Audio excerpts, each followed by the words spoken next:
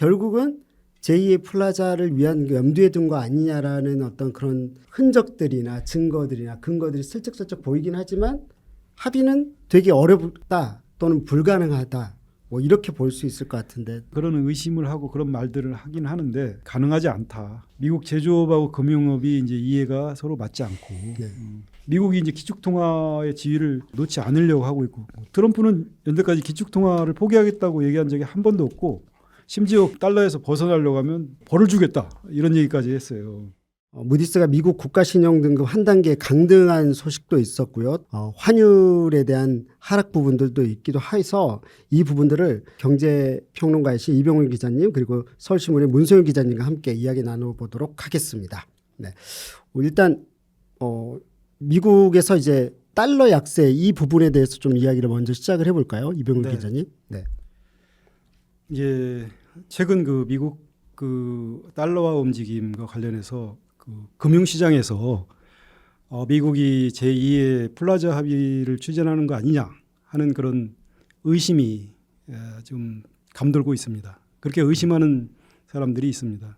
여기서 이제 플라자 합의가 뭐냐 하는 게 이제 문제가 될 텐데요.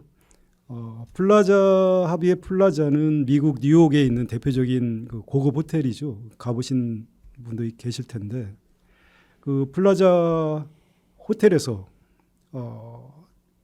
주요 5개국 재무장관들이 모여가지고 인위적으로 통화 가치를 서로 조정하자 하는 그 합의를 한 게 플라자 합의입니다. 그 배경이 된 게 이제 일본 경제의 어떤 그 전후에 일본 경제의 부상이라고 할까요? 그 일본 경제가 치고 올라온 건데요. 80년대 중반에 여러분도 기억할 텐데 일본 경제가 뭐 참 우길승천하는 기세로 커가면서 당시 미국 GDP의 한 60 내지 70%까지 치고 올라왔습니다. 지금 중국 GDP가 그렇다고 해요. 미국 GDP의 한 60 내지 70%. 우연한 일치인지 모르지만 그 정도 되니까 패권국인 미국이 나서서 뭔가를 한다는 것도 이번에 똑같이 반복되는 그런 현상인 것 같기도 하고요. 진짜 그렇네요. 네, 그렇습니다. 예. 그래서 이 G2로 그때 이제 일본 경제가 불리기 시작했죠. 그러면서 이제 자동차나 또 가전 이런 것들이 미국 시장을 이렇게 휩쓸고 그러면서 미국은 막대한 그 무역 적자와 재정 적자라는 쌍둥이 적자 이때부터 나오기 시작했는데 그걸 겪게 되는 것입니다. 그때 당시에 그 행정부가 레이건 행정부인데 이 행정부는 이 두 가지 적자를 해결하기 위해서 주로 이제 그 미국의 적자를 주는 두 개의 나라가 일본이 그리고 이제 독일이었는데 일본의 그 엔화와 독일 서독 마르크의 그 통화 가치를 좀 고평가되도록 유도해서 즉 환율을 떨어뜨린다는 얘기죠. 여기서 이제 환율을 하면 되게 헷갈리죠. 우리가 이제 환율을 어느 입장에서 보느냐에 따라서 서로 다르게 얘기를 하기 때문에 환율이 떨어진다는 거는 그 통화 가치 측면에서 보면 그 통화가 가치가 높아진다는 얘기겠죠. 그러니까 $1 환율이 떨어졌다 그러면 원화의 가치가 높아졌다. 그렇죠. 그죠? 반대로 환율이 올랐다 하면 원화의 가치가 떨어졌다. 그렇죠. 보통 이제 이런 거 딱 하고 나면 순간 멈춰서 딱 한 번 더 생각하게 되죠. 네, 예, 예. 네. 그래서 그 두 가지만 놓고 하면 덜 헷갈리는데 여기에 또 절상절하라는 말도 씁니다. 그래서 네. 절상이라는 거는 이제 가치가 올라갔다. 아까 말씀드린 대로 가치가 올라갔다, 환율이 떨어졌다 이런 얘기죠. 예. 절하는 반대고요. 뭐 이렇게 이제 용어들이 참 난무하다 보니까 굉장히 알아들 때 힘들고 말하는 사람도 힘든데요. 어쨌든 그래서 이제 85년 9월이었습니다. 그때가. 그래서 뉴욕 맨하튼의 플라자 호텔에 5개 나라, 당시에 그 서방의 5개 나라라면 이제 주요 5개 나라라면 G5, 독일이죠. 그다음에 프랑스, 영국, 그다음에 미국, 일본 이렇게 5개 나라였습니다.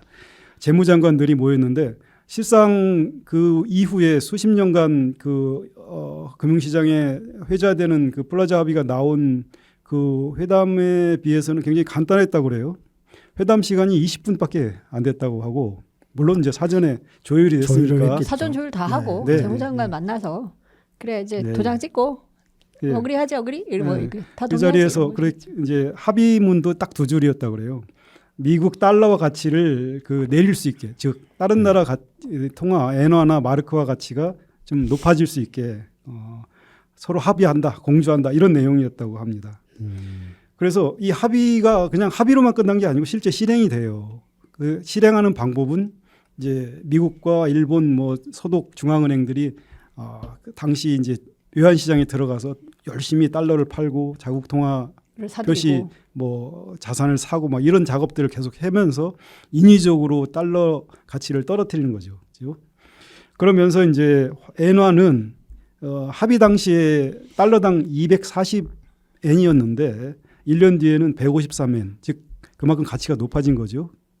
그다음에 또 1년이 더 지난 그 해의 연말에는 120엔까지 오르게 됩니다. 그러니까 240엔에서 120엔으로 떨어졌다는 거는 완전 반토막이네요. 네, 반토막 난 거고 수출하는 그 일본 수출업자 입장에서 보면 그동안에는 1달러 팔면 240원 받았는데 이제 120원밖에 못 받지 않습니까? 네. 그러니까 어떻게 해야 되겠습니까? 2달러로 올려서 팔아야 되잖아요. 그러면 미국 소비자들은 가격이 오르니까 덜 사겠죠. 즉 일본 수출업자 입장에서는 수출 경쟁력이 떨어진 거죠. 미국으로의 수출이 줄어드는 거고 뭐 그렇게 된 거죠. 아니, 그럼 예를 들어서 한국으로 따지면 예를 들어서 1달러에 1,000원이라고 치면 그럼 500원에 1달러가 된 거예요? 아 그렇게 된 예를 겁니다. 들어서? 네. 네, 예. 그렇죠. 오, 엄청난 거 아니에요? 우리 노무현 정부 때 저기 원엔 네. 그러니까 원달러 환율이 네. 950원, 960원 막 이랬거든요. 그 당시에도 조선업이 굉장히 좋았기 네. 때문에 그런데 지금은 1300, 1,300원, 1,400원, 네. 1,300원 후반 1,400원이잖아요. 그러니까 그런 거 따지면 왔다 갔다 하는 건데 엄청난 거죠. 예. 타격이 실제 엄청 크죠. 우리가 90년대 중반까지만 해도 원달러 환율이 한 700원, 800원 이럴 때도 있었어요. 아 그거는 이제 그 예, 진짜. OECD 그러니까 네. YS 때 네, OECD 들어가기 가입을 전에? 해서 가입을 해서요. 가입하면서 이제 달러 대비 그 원화의 가치가 막 절상된 거죠.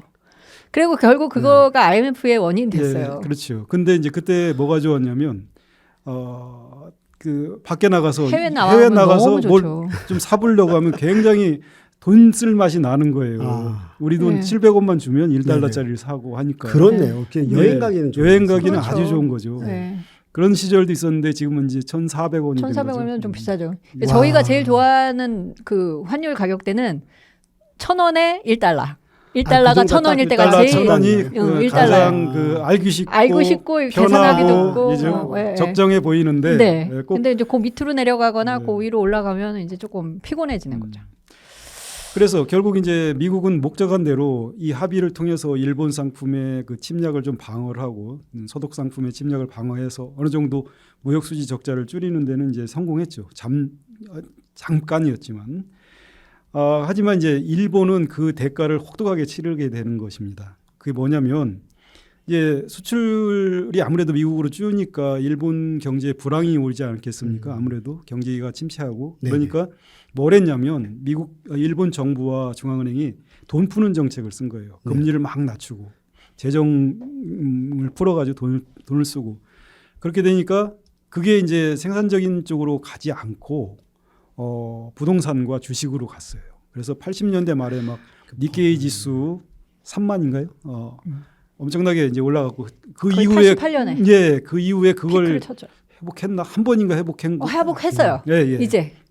최근에. 네네. 그래서 그게 이제 버블이 됐고 그게 이제 꺼지면서 일본이 잃어버린 30년이라고 하는 그 오랜 장기 불황에 들어가는 그런 간접적인 원인이 됩니다. 그래서 인위적인 그 환율 조정이 얼마나 그 심각한 후유증을 낳는지 그런 걸 보여주는 사례로도 이 프라자 합의가 거론이 되고 있습니다. 아니, 그럼 지금 보면은 이제 외환 시장 움직임이 뭐 예를 들어서 요동치는 건 대충 알겠어요. 너무 왔다가 극단적으로 왔다 갔다 하니까 잘 관심이 없는 당사자들도 알겠는데 왜 이렇게 제2 플라자의 합의까지 이제 구체적으로 될 만큼 절박함이 미국이 느끼고 있는 것 같은데 어떻게 이런 이야기가 나오고 있는 건가요? 최근에 한국 환율이 갑자기 급락하는 상황이 벌어진 거예요. 네네. 그래서 이제 한국 한국 정부하고 미국 정부하고 혹시 제2의 플라자 합의 같은 거를 하고 있는 거 아니야? 이런 루머가 나오기 하고 있는 중에 최근에 정부 발은 아니고 네. 이제 보도가 나오기를 그 5월 초에 제주도에서 뭐 미국 관계자와 한국 관계자가 만나서 뭔가 얘기를 했다. 이런 얘기가 나왔습니다. 네, 이제 5월 초에 그런 보도가 나오니까 그 환율이 이제 떨어졌죠. 뚝 떨어졌다가 다시 올라가고 이랬죠. 그러니까 시장이 굉장히 그런 뉴스에 민감하게 반응한다는 걸 보여주는 거예요. 그래서 이제 이게 우리만이 아니고 대만 달러도 5월 초에 하루 이틀 만에 이 거래일이죠. 두 거래일 만에 환율이 막 9.2% 하락을. 이건 굉장히 2년 동안 움직일 뭐 환율의 움직임이다. 이럴 만한 움직임이 대만 그 화폐에도 나타난 거고 한국 화폐에도 나타난 거예요. 그 정도 그 정도로 큰 변동인 거군요. 그러니까 변동의 폭이 너무 큰 거예요. 그러니까 이제 한 최근 그 4월 중순까지만 해도 원 달러 환율이 1,400 한 5, 60원 이 정도였는데 이달 들어서 이제 이달 초에 한 1,360원까지 떨어졌어요. 그게 이제 90원이나 떨어진 거잖아요. 보통 이제 1년 동안 그 환율이 움직이는 폭이 한 100원 정도 된다고 그래요. 근데 그게 한 달도 안 돼서 이제 벌어진 일이지 않습니까? 이번에는. 그만큼 시장의 그 굉장히 변동성이 커졌다는 거는 시장 참가자들의 예상이 확연히 갈렸다. 이럴 수도 있고 저럴 수도 있다. 또 민감하다. 그런 얘기가 되겠죠. 그 의심의 근저에는 그런 생각의 근저에는 미국이 인위적으로 그 무역 상대국의 팔을 비틀어 가지고 환율 플라자 합의와 같은 환율 조작, 환율 조정을 꾀하는 게 아니냐 하는 그런 의구심이 시장에 퍼져 있기 때문에 그런 것 같습니다. 제가 잠시 맥을 끌어서 죄송한데 제가 그냥 찾아봤어요. 미국 US 달러 해가지고 이제 환율 이렇게 찾으면 뭐 1,487원 이렇게 돼 있거든요. 그러니까 이게 현재 있었던 것들이 뭐 하루하루마다 변동되는 것 자체가 뭐 예를 들어서 그 몇 년에 걸쳐서 또는 1년 단위로 변화될 만한 것들이 이렇게 빠르게 변한다라고 보면 되는 거예요. 뭐 25원 정도 떨어졌다, 올랐다. 이건 큰 건가요? 굉장히 큰 겁니다. 하루에 보통 막 1원, 2원, 1, 2원 왔다 갔다 하는 거죠. 이렇게 움직이는데 많이 움직이면 막 이렇게 한국은행에서 이 가격을 조금 조절하는 그런 역할도 하거든요. 그래서 이제 그 뭐 환율 개입은 아니고 이게 갑자기 이제 시장이 너무 요동치면 시장 플레이어들이 더 힘들어질까봐 이제 환율을 좀 안정시키려는 노력을 하기도 하는데 그때 뭐 1, 2원 이 정도 움직이는 거를 이제 보는 거죠. 그러니까 이게 어쨌든 이렇게 환율의 엄청난 그 요동 자체가 일종의 그 과거의 경험치를 봤었을 때 제2의 플라자 합의를 하기 위한 일종의 혹시 이제 증거가 아니겠냐라고도 볼 수 있는 뭐 근거라고도 볼 수 또 있다고 보시는 거예요? 예, 그러면? 그 플라자 합의 같은 게 나올지 않을까 하는 시장의 그 뭐랄까요? 선반영? 의심 그런 게 나오면 거죠. 환율이 굉장히 급격히 떨어질 거니까 미리 이제 선반영해서 움직이고자 하는 시장 참가자들의 그런 뭐랄까요? 그 기민함 이런 것들이 이제 반영이 되면서 시장이 그렇게 변동성이 커지는 거죠. 그럼 예를 들어서 그럼 실제로 미국이 이제 세계 뭐 한국을 비롯해서 각국과 이제 관세 협상하면서 관세 협상 이야기만 하는 게 아니라 거기에다가 환율 문제도 이렇게 하자라는 것들도 실제로 이렇게 이야기가 되고 있는 건가요? 예, 이제 우리로 보면 이제 관세 협상을 하면서 환율 문제도 얘기를 한다는 얘기를 우리나라 당국자들이 부인을 하지 않고 있어요. 실제 협상을 위해서 그 한미의 그 고위 재무 당국자들이 이달 초에도 만나서 그 얘기를 했다고 하고요. 일본도 지금 영국, 중국에 이어서 미국하고 3차 관세 협상을 해야 되는데 거기서 일본은 환율은 협상 대상이 아니라고 공식적으로 하지만 환율 문제를 얘기한다는 것들을 굳이 또 부인하지 않고 있습니다. 그런 점에서 그 무역 적자를 이제 미국에서 줄이려고 노력을 하는데 그 뭐 관세도 관세겠지만 환율을 움직이면 쉽게 가격이 그 이제 수출하는 국가의 네. 상품 가격이 올라가기 때문에 미국 소비자는 덜 사게 되는 요인이 생기는 거죠. 환율이 올라가면. 그러니까 이제 트럼프의 그 기본 그 정책이 경제 정책의 근간이 미국 제조업 부활, 일자리 창출, 그다음에 무역 적자 해소 이거 아닙니까? 네. 그러려면 달러가 강세이면 그런 것들을 이루기 되게 어려워요. 그럼요. 왜냐하면 그렇게 되면 수입이 늘기 때문에 오히려 미국 제조업의 경쟁력이 약해지고 네. 그렇다면 달러를 약하게 만들어서 미국에 있는 제조업자가 수출하는데 유리한 환경을 만들어야 되지 않겠느냐. 경제 이론이 그러니까 네. 금융시장에 있는 사람들도 경제 이론이 그러니까 트럼프가 저렇게 얘기하는 거 보니까 달러는 약세로 가겠구나 하는 그런 예측을 하는 거죠. 그건 이제 뭐 경제학 그 기본에 나오는 원론만 거니까. 봐도 알 수 있는 내용이니까. 그래서 이제 뭐 그런 것들이 기본으로 이제 바탕에 깔려 있다 보니까 뭔가 이제 미국이 환율을 좀 가지고 건들지 않겠느냐. 건들지 않겠느냐 하는 이런 의심을 이제 하는 거죠. 하는 거죠. 근데 다음으로 넘어가 없어서 그러면 일본은 과거에 그 트라우마가 있어서 절대 이거는 안 할 것 같다는 생각도 들고 또 한국 같은 경우는 수출로 먹고 사는데 이거 진짜 응하기 어려울 것 같아요. 진짜 정말 네. 정말. 지금 말씀하신 대로 일본은 잃어버린 30년에 대한 트라우마가 있어서 환율을 건드리는 데 대해 굉장히 국민들이 민감하게 생각을 해요.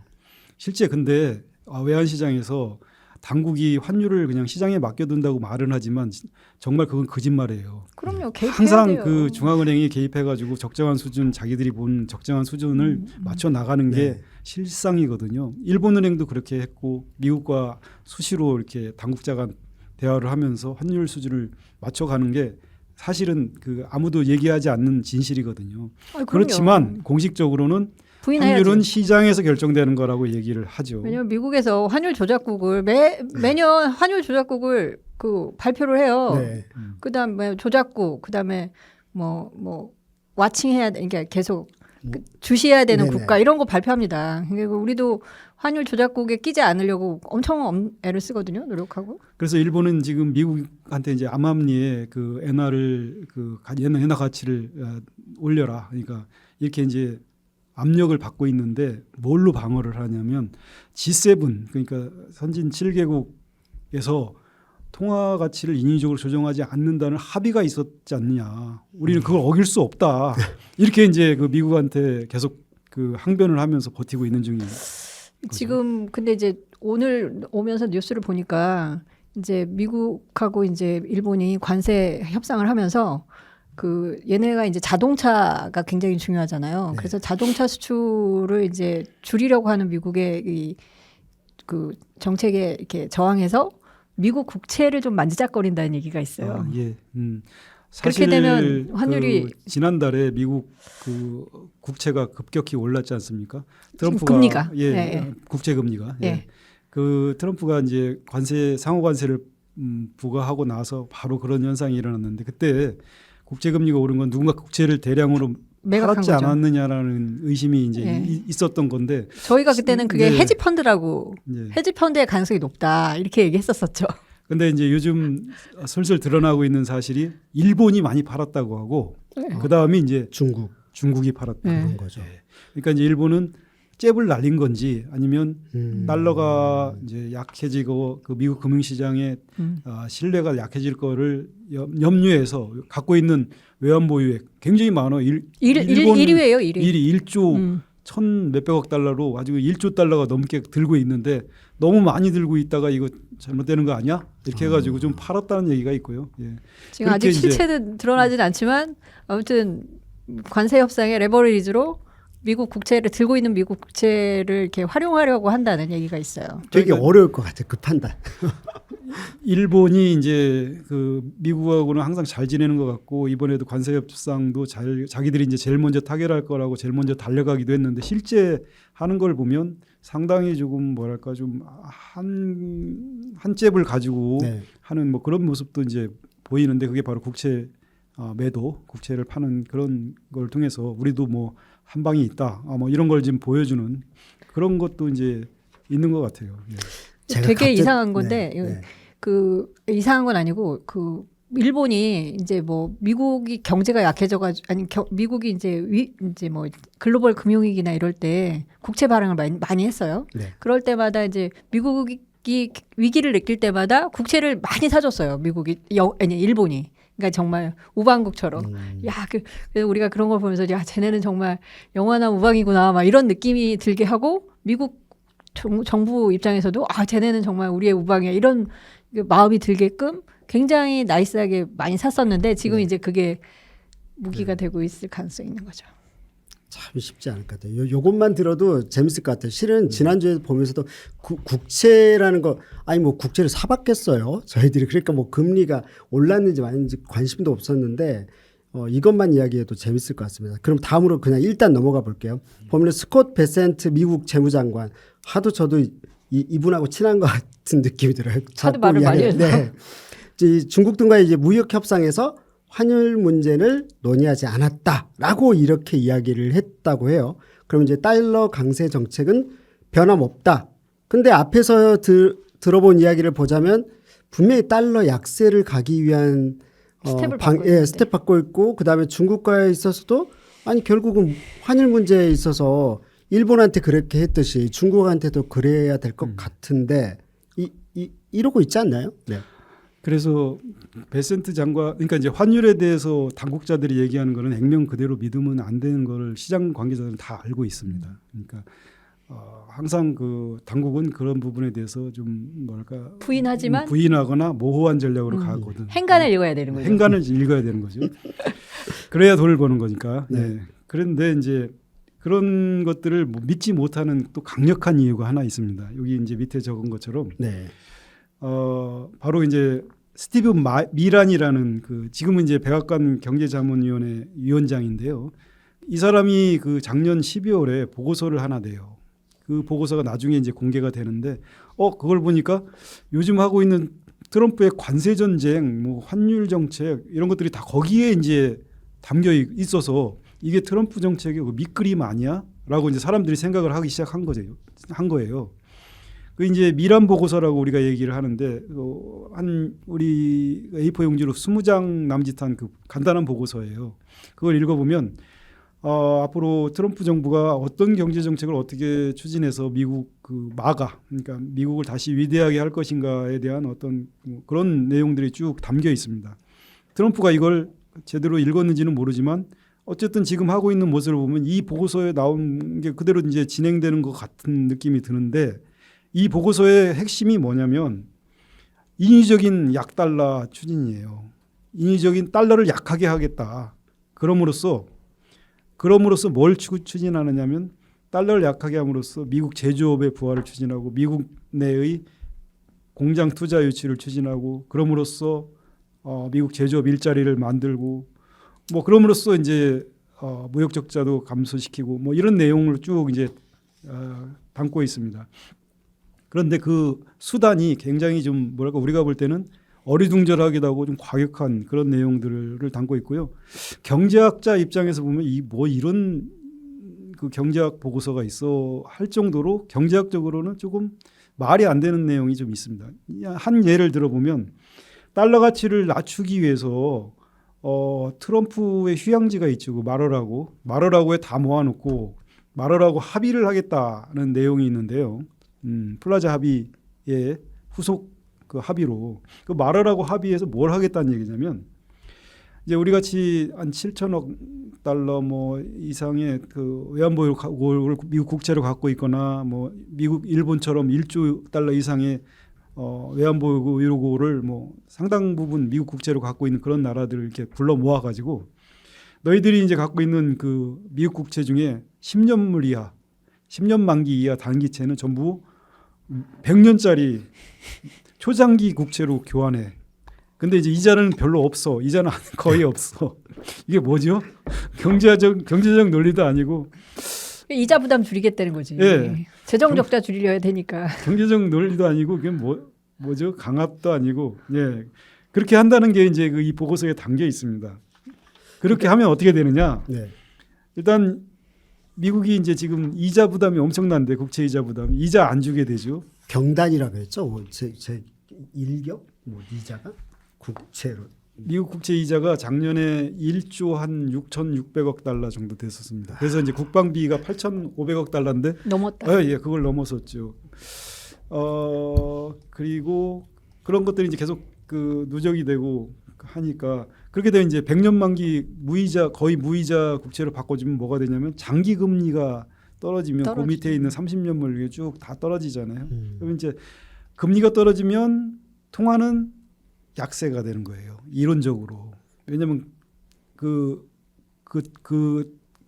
달러 표시 이 자산에 투자해봤자 이자가 얼마 안 되니까 아무래도 이제 안 살 테니까. 네. 그러니까 그렇게 해서 금리를 낮추고 달러를 약세로 만들고 그렇게 하면 뭐가 좋아지냐? 금리가 낮아지니까 미국 소비자들은 뭐 인플레이션도 없고 경기도 좋아지고 네. 뭐 일거양득이다. 뭐 이런 내용이 이 보고서에 담겨 있어요. 그럼 그 보고서가 그렇게 하는데 이제 제일 중요한 그거잖아요. 진짜로 실현될 수 있는 보고서인 거예요?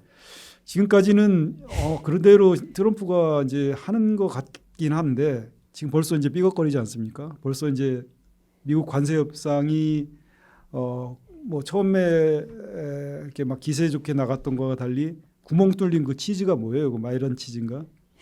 무슨 치즈예요? 그 처음에 이제 단단한 치즈였는데 이제 구멍 뚫린 그 치즈처럼 이제 구멍이 숭숭 나고 이미 이제 그 많이 후퇴했다 이런 얘기가 나오듯이 중국과 예. 합의하는 내용 보면 엄청나게 뒤로 후퇴한 거죠. 왜냐하면 뭐 145% 관세 때린다고 하다가 35%인가요? 예, 뭐 그 정도로 115% 포인트를 145, 낮춰가지고 예, 그렇죠. 35%만 남았죠. 그래서 그런 것들을 보면 그대로 안 되는 것 같고 무엇보다도 아직 외환보유고는 한 나라가 가진 어떤 굉장히 중요한 자산인데요. 우리도 그렇고 이것 때문에 그게 없어서 우리가 IMF 때 네. 그 고생을 한 거 아니에요? 그래서 막 사실은 이제 막 있는 힘을 다해서 모아놨는데 그걸 거의 무용지물이나 다름없는 100년짜리 무이자 채권으로 바꾸라는 거를 어느 나라가 동의하고 어느 나라 국민이 지지를 하겠습니까? 예를 들어서 그러니까, 예. 방금 말씀하셨던 이런 것도 그러니까 프라자 합의처럼 제2 프라자 합의에 예를 들어서 100년짜리 국채 삽시다 뭐 이렇게 이것도 들어갈 수 있다라는 소리인 거죠. 그게 이제 그러니까. 마러라고 합의의 할 내용이죠. 내용일 텐데 아. 근데 지금 그렇게 하기에는 좀 쉽지 않다고 지금 말씀하시는 그렇죠. 거잖아요. 그러니까 아니 이미 전 세계가 다 봤어. 그거 한번 하고 나면 30년 동안 경제가 한 나라의 경제가 침체돼. 이걸 다 자꾸 봤잖아요. 궁금증이 일어나고 자꾸 브레이크 걸어서 죄송한데 아니 보통 보면은 트럼프나 이런 사람들 보면 시장주의자 보이지 않는 손에 맡기고 국가의 개입을 최소화하는데 이 정도면 국가의 개입을 최소화가 아니라 거의 깡패 수준으로 들어가는 거라고 봐도 네. 되는 거예요? 이제 뭐 트럼프는 이제 시장을 뭐 말로는 그래도 시장을 거의 의식하지 않고 사실은 자기 마음대로 하는 것 같아요. 거의 경제 수준 아니야? 예. 한마디로 얘기하면 경제 논리도 조금 무시하는 것 같기도 하고 그때그때 즉흥적으로 했다가 바로 취소하는 경우도 많고 그죠? 그래서 서로 모순되는 정책을 발표하는 것도 굉장히 많아요. 그러니까 시장에 맡긴다 이런 거는 트럼프하고는 잘 안 맞는 것 같고 말로는 또 자기가 시장주의자라고 할 수는 있겠죠. 네. 예. 근데 국제회의에 가면 자유무역 질서를 얘기를 하는 나라는 중국이래요. 그러니까 그래가지고 어쩌다가 세상이 뒤집혔어요. 네, 서방 외교가 이제 뭐 서방 사람들이 이런 사람들 황당무계한 거죠. 이 한쪽에서는 아까 말한 대로 경제 원론에 나올지도 않은 이야기를 마구 해대내는 미국이 있고 우리가 사회주의 경제 체제 뭐 계획 경제라고 얘기하는 전체주의 국가라고 얘기했던 그 중국 사람들 와서 자유무역이 중요하다. 네. 통상의 자유로움이 필요하다. 네. 이런 얘기를 계속 하고 있으니 이게 업사이드 다운 완전히 뒤집혀진 그렇죠. 세계사가 되고 있는 중이에요. 그러니까 사실 이제 우리가 알고 있긴 하지만 그럼에도 불구하고 그런 이야기 들으면 중국이 좀 더 합리적인 거, 이성적이고 합리적인 것처럼 보여요. 아 예. 뭐 아무튼 뭐 WTO 체제에서 가장 큰 수혜를 본 나라잖아요. 사실은 중국이. 그러니까 그럴 수 있다고 봐요. 네. 자, 그럼 계속 가볼게요. 일단 보면은 어쨌든 이제 실현될 가능성은 쉬워 보이지 않고 미국에 해만 끼쳤다라는 이제 그 미란 보고서의 인식이 있는데 어쨌든 한쪽만 본 것이라는 지적도 나오고 있다면서요. 양면을 봐야 되는 그러니까 건가요? 이제 달러화 강세, 약세 요거 놓고 미국 제조업만 놓고 보면 뭐 어느 정도 사실인 것도 맞아요. 달러가 너무 강하다 보니까 미국에서 제조업을 해가지고는 수출하기 참 어려운 게 사실이고 그러다 보니까 해외로 다 나간 거 아닙니까? 뭐 나이키니 뭐니 뭐 그다음에 심지어 애플도 다 중국에서 네. 만들고 그런데 이제 그게 크게 봐서는 반쪽만 본 거라는 거죠. 왜냐하면 미국은 그 대신 금융을 키웠지 않습니까? 지난 수십 년 동안. 그래서 월가가 전 세계를 이렇게 주름 잡으면서 미국이 금융으로 먹고 살았던 그런 나라이기도 네. 하잖아요. 그런데 금융이 이제 크기 위해서는 달러가 강세가 돼야 되는 거예요. 왜냐하면 일단 기축통화를 유지해야 되고요. 미국이 기축통화국이라는 게 얼마나 이익이 많냐면 일단 시니어리지라고 이 중앙은행 이게 한국은행 같은 중앙은행 사람들이 하는 전문 용어가 있습니다. 시니어리지 뭐냐면 그러니까 지폐 주조 차익이라고 해요. 우리가 10,000원짜리 지폐 하나를 이렇게 인쇄하는데 드는 원가는 120원이 아니라 12원도 안 들어가요. 그러면 나머지 얼마예요? 9,980 8원? 88원. 88원은 다 이익인 거예요. 그래서 네. 한국은행이 10,000원을 인쇄해가지고 시장에 가서 10,000원짜리 물건을 사면 9,988원의 이익을 낳는 거죠. 그걸 달러에 적용하면 달러도 마찬가지예요. 미국은 1달러를 찍어서 어디 가서 물건을 사오면 그게 바로 이제 그 나라의 이익이 되는 거예요. 그게 시니어리지가 그 기축통화만이 누릴 수 있는 그런 강력한 이익이고 네. 그다음에 달러를 찍어가지고 교역 상대국이 이제 물건을 사주지 않습니까? 그 나라는 이제 그렇게 해가지고 이익을 남긴 걸로 미국 국채에 투자를 하고 주식이나 이런 데도 이제 투자를 해요. 그러면 국채 이자가 낮아지고 주식이 올라가겠죠. 뭐 그러면서 이제 미국 그 금융시장은 화랑을 유지할 테고요. 그래서 그런 과정 속에서 미국은 그 실력보다 낮은 금리로 채권을 발행하고 그러면 정부도 좋고 그다음에 금리가 낮으니까 돈 빌려서 집을 산 그 가계의 부담도 줄고 뭐 또 그다음에 그 과정에서 달러가 강세로 가니까 아무래도 좀 수입 물가도 줄어들고 뭐 이런 큰 그 이점을 누린 것이고요. 예. 야, 그럼 진짜 말씀하신 대로 보면은 금융적인 측면에서는 강달러가 이득인 거고, 근데 또 산업적인 측면이나 제조업을 하려면 약달러로. 약달러로 해야 되는데 그 제조업은 우리나라에서 이제 뭐 이렇게 공시하잖아요. 네네. 쭉 보면 영업이익이 10% 정도밖에 안 돼요. 제조업은. 근데 금융은 네. 훨씬 크잖아요. 생산성이 어마무지해요. 그렇죠. 네, 그 영업이익률 이런 게 뭐 걔네 엄청나잖아요. 뭐 30% 뭐 막 이렇게 되기 때문에 금융을 해서 벌어들인 이익이 미국이 엄청 많은 거예요. 사실은. 그런 네. 얘기는 쏙 빼먹고 안 해서 그런 그런 거지. 거죠. 근데 그러니까 이제 딜레마네 진짜. 네. 미국 산업의 이익과 금융계의 어떤 이해관계가 서로 이제 맞아떨어지지 않고 조금 상반되는 측면이 있죠. 예. 그런 점에서 일방적으로 약달러를 이렇게 미란 보고서에서 언급한 대로 추진하기에는 굉장히 무리가 있다. 어렵다. 그래서 이제 스티브 미란이나 그다음에 관세 강경파인 그 피터 나바로 이런 사람들이 처음에는 학자 출신인데 이제 처음에는 트럼프 정책을 좌지우지했는데 벌써 이제 월가 투자 이게 베센트 장관은 월가 투자은행 출신 억만장자거든요. 그다음에 이제 상무장관도 그렇고요. 이런 사람들은 금융시장의 논리를 대변하는데 그런 사람들이 우리 약달러 무리하게 추진하지 않겠다라는 얘기를 하고 약달러는 우리는 강달러를 추구한다 이런 말을 입에 달고 다니는데 그 이유가 바로 이제 금융시장의 이해관계를 대변하는 그런 그 모습이라고 할 수 있습니다. 그래서 이제 금융시장에서 이미 이제 그 나바로나 그다음에 스티브 미란 같은 그 강경파들이 좀 밀려난 게 아니냐 뭐 그런 평가도 나오고 있습니다. 예. 야, 이 짧은 지금 취임하신 지 얼마 안 됐잖아요, 트럼프. 네. 1월에 했죠, 1월에. 이 짧은 시간에 진짜 스펙터클하네요. 그러니까 지금 보면은 그러니까 제가 다음으로 넘어가기에 앞서서 보통 보면은 자본주의 이야기했었을 때 최고의 특수한 상품을 이야기할 때 늘 돈을 이야기하고 네. 그게 가지는 아까 말씀하신 것처럼 돈을 그러니까 그 수익률이 굉장히 높은 거잖아요. 지금은 자본주의 상황에서도 금융자본주의 시대인데 그러니까 최고 아니에요? 맞습니다. 제조업을 통해서 그런 류의 생산성을 낼 수가 없어요. 근데 왜 그러니까 왜 그래요? 갑자기 제주 그 투표 근데 때문에 이제 그런 건가요? 그렇죠. 투표라는 게 이제 투표는 내국의 문제잖아요. 네. 예, 그러니까 투표라는 행위 유권자들이 러스트벨트라고 하는 이제 제조업 몰락한 제조업 공단의 수많은 유권자들이 있는데 이분들의 표를 생각을 하면 제조업을 육성을 하고 실제로는 사실 이분들한테 일자리를 줘야만 네.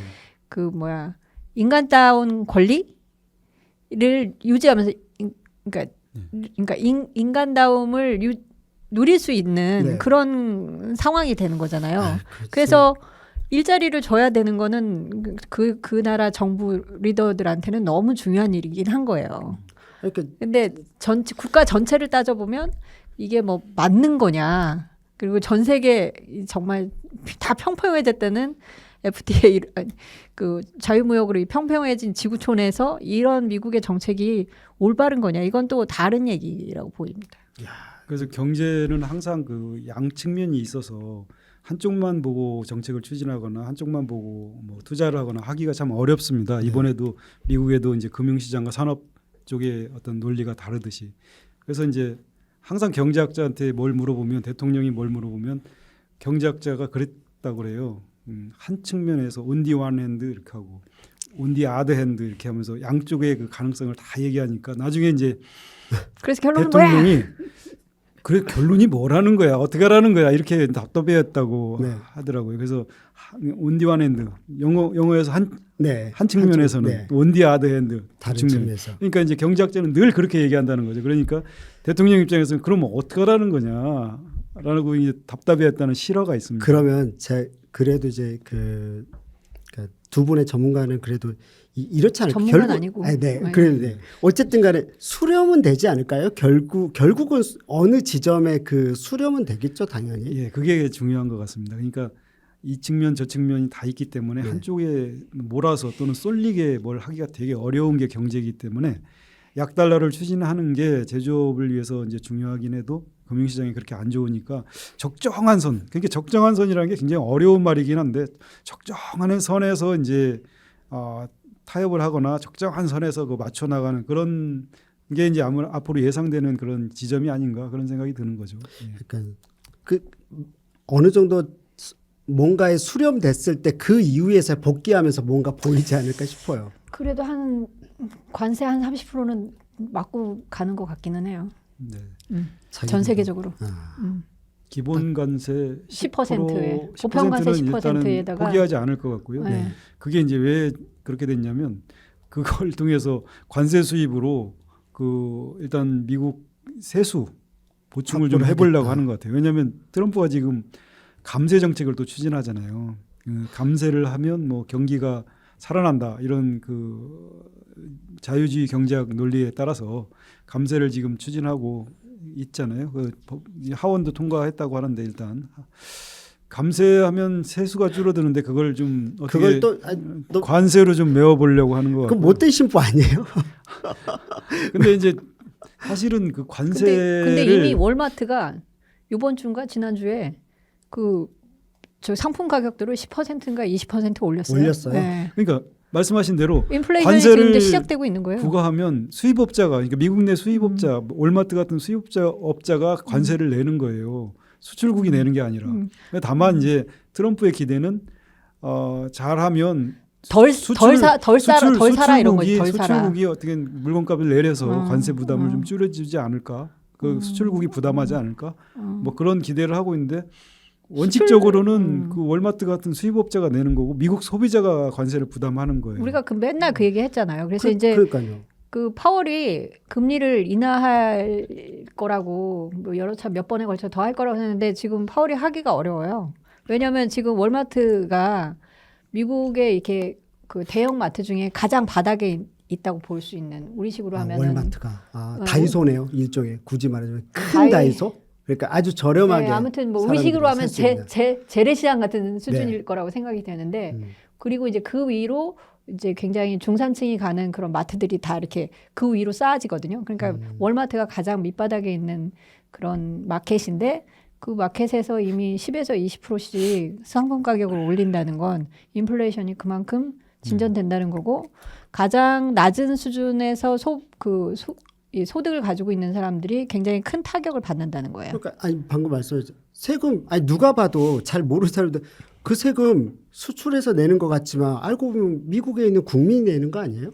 그러니까 이제 조삼모사 뭐 그다음에 이런 거죠. 왜냐하면 직접 그 소득세는 그 깎아주면서 실제로 그 물건 살 때 내는 그 가격 그 안에는 관세가 포함되어 있으니까 그 사람들은 그걸 의식하지 못하죠. 물건값이 올랐다고만 생각을 하지 세금 때문에 이게 올랐다는 관세 생각은 때문에 오른 거를 잘 이걸 연결하려면 예. 어려운 거죠. 아니 그러니까 제가 순진할지 모르지만 차라리 금융자본한테 세금을 많이 뜯어서 그 세금으로 공공 일자리를 더 늘리는 정책을 차라리 쓰던지요. 제조업이 안 될 것 같으면 차라리 그래야 될 것 같은데 또 그러니까 네. 이제 뭐 참. 트럼프의 스타일은 그런 건 아닌 것 같고요. 억만장자 금융부자들한테 세금을 더 걷는다기보다는 자기도 많이 내야 돼. 오히려 감세를 해주지 않습니까? 요즘 소득세. 이거 놀라워요. 대통령이 그 기업인이면서 대놓고 대통령 하면서 돈을 벌려고 한다라는 저는 그런 얼마 전에 모양새가 제일 놀라워요. 놀라웠던 게 그 뭐지? 대통령 뭐 비행기를 어느 나라에서 줬잖아요. 네. 선물로. 카타르였나요? 네. 그러니까 카타르 그거를 선물. 받아온다는 게 너무 네. 놀랍던데. 네. 걔네 뭐 몇 달러 이상 안 되는 걸로 알고 있는데 그거 받아가지고 어디다 그 자기가 쓸 수도 없고 이렇게 모셔놔야 되는 텐데. 요즘에 좀 놀라운 일이 많이 벌어지고 있죠. 네, 상상하기 어려운. 그럼 계속 가볼까요? 네. 보면은 이 약달러 정책 이런 것도 있지만 결국은 이제 달러가 신뢰를 잃어서 약해지는 측면도 있다. 뭐 이런 지적도 있던데요. 예, 요즘 그 달러 그 인덱스 같은 걸 이렇게 보면 주요 이제 6개 나라 통화와 달러 가치를 이렇게 비교한 게 달러 인덱스인데 그게 이제 많이 떨어졌어요. 그 이유는 어떻게 보면 이제 정부가 인위적으로 나서서 약달러를 유도한 그런 측면도 있겠지만 또 하나는 트럼프 정부 들어선 이후에 미국에 대한 또는 미국 경제에 대한 또는 미국 금융시장에 대한 시장의 신뢰가 좀 약해지면서 미국의 그 신뢰 지표인 그 달러의 가치도 같이 약해지는 게 아니냐 그런 시각도 많아요. 뭐냐면 관세 전쟁을 지금 하고 있는데 관세 정책이나 무역 정책이 되게 보면 좀 정교한 이론에서 벗어난 것도 같고 또 과격하기도 하고 또 즉흥적이기도 하고 그래가지고 뭔가 금융시장이 가장 싫어하는 그 예측 가능성, 예측 불가능성, 즉 어떻게 될지 모르는 그런 거를 많이 주고 있기 때문에 그런 것들 때문에 미국 시장에 투자하는 걸 좀 꺼리고 미국 주가나 주식이나 채권이나 이런 쪽에 비중을 좀 줄여나가는 그런 추세가 나타나고 있는데요. 대표적인 게 이제 지난달에 이제 미국 주가, 국채 그다음에 달러가 모두 이제 한꺼번에 약해지는 트리플 약세가 나타나지 않았습니까? 그렇게 되니까 이제 트럼프가 화들짝 놀라가지고 상호 관세를 90일간 또 유예를 하기도 했고요. 3, 4월 그 2달 동안에 그 외국인 투자자들이 미국 주식을 줄인 매도한 규모가 한 600억 달러 정도 된다는 그런 통계도 나왔습니다. 또 하나는 금융시장을 그 움직여가는 축 중에 하나가 이제 중앙은행인데 사실 중앙은행은 정치적인 독립성, 그다음에 뭐 신뢰 이런 것들로 인해서 시장의 어떤 그 안정성을 제공하는 그런 역할도 하는데 트럼프가 뭘 했냐면 제롬 파월 그 연준 의장을 막 공격하지 않습니까? 네. 금리 금리 내리라고 압박을 하고 뭐 해임할 거다 뭐 이런 얘기도 하면서 이제 그렇게 공격하니까 시장이 이제 더 이상 중앙은행도 그 정치 바람에서 안전하지 않구나 미국은 이렇게 생각하면서 중앙은행이 왔다 갔다 하고 정치 바람을 타면 뭐 이렇게 3년, 5년, 10년짜리 국채를 사놓고 그걸 기다릴 수가 없겠죠. 예측 가능성이 없으니까. 그러니까 이제 그런 데 대한 불안감 때문에 미국 국채를 판다든지 뭐 덜 사다든지 이렇게 하면서 달러에 대한 수요가 줄어들고 그러면서 이제 달러가 약해지는 것이죠. 실제 이제 트럼프가 등장하려고 하니까 각국은 이런 경제 정책이 나올 거라고 예상을 하고 많이들 그 달러 자산 비중을 줄여 나가는 추세에 있었습니다. 그래서 네. 뭐 유로니 그다음에 위안이니 이런 쪽으로도 많이 갔고요. 그다음에 러시아나 그 중국은 하도 이제 구박을 받으니까 이 달러 국채 이런 거 좀 덜 사고 금을 사 모았어요. 몇 년 전부터.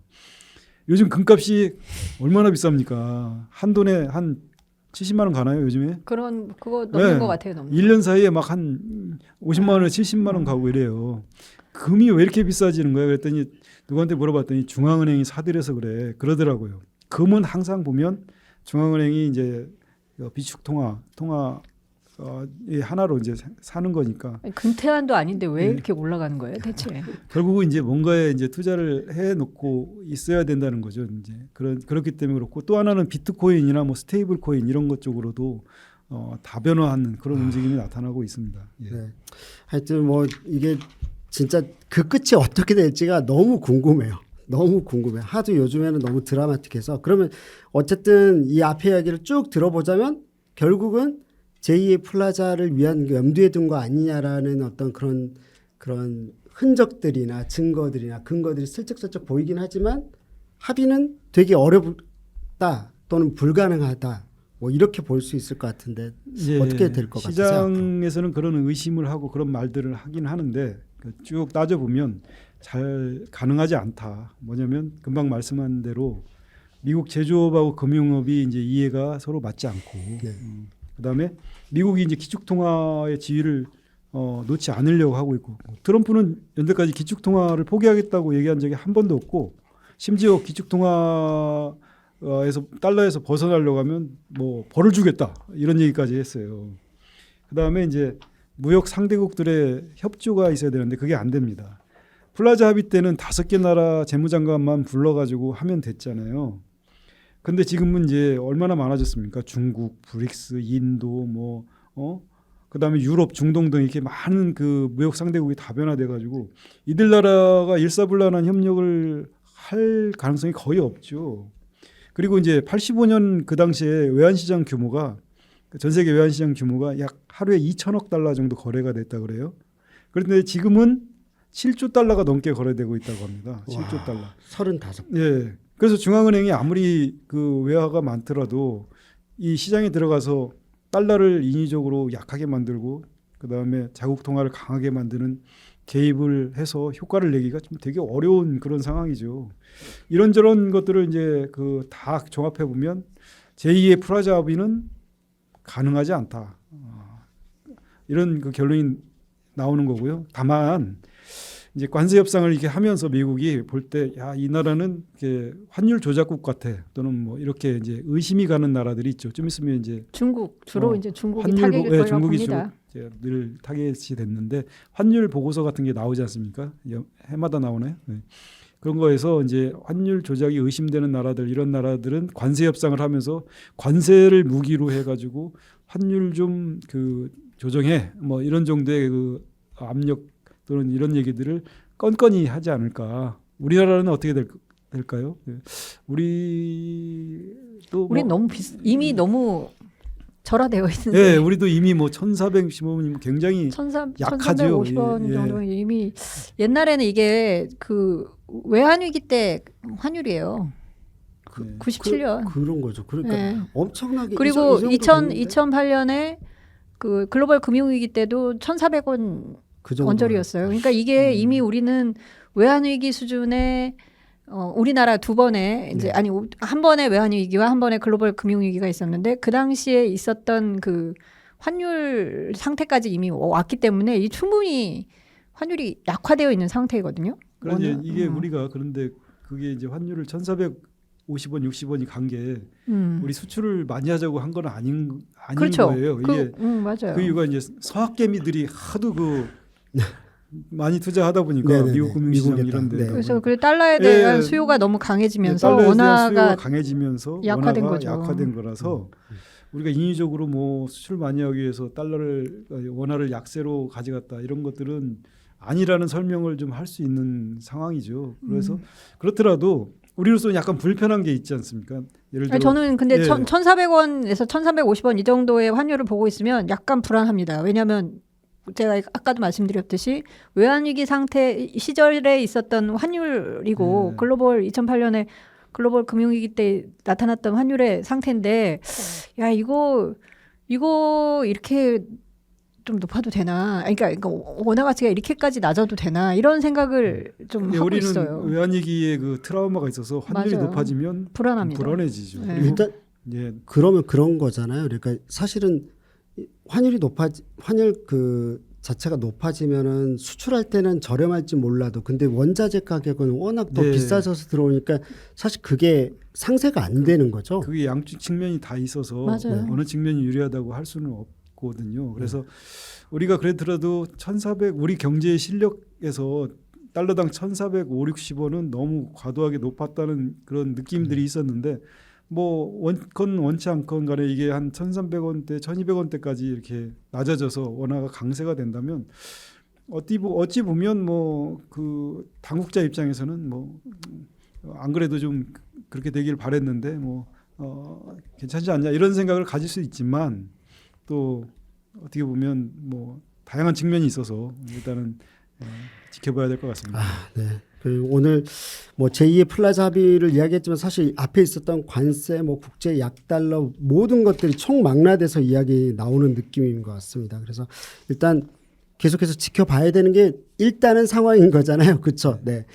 계속해서 저희들도 이런 새로운 소식이 올 때마다 잘 짚어내도록 하고요. 다음 이야기로 곧 넘어가도록 하겠습니다.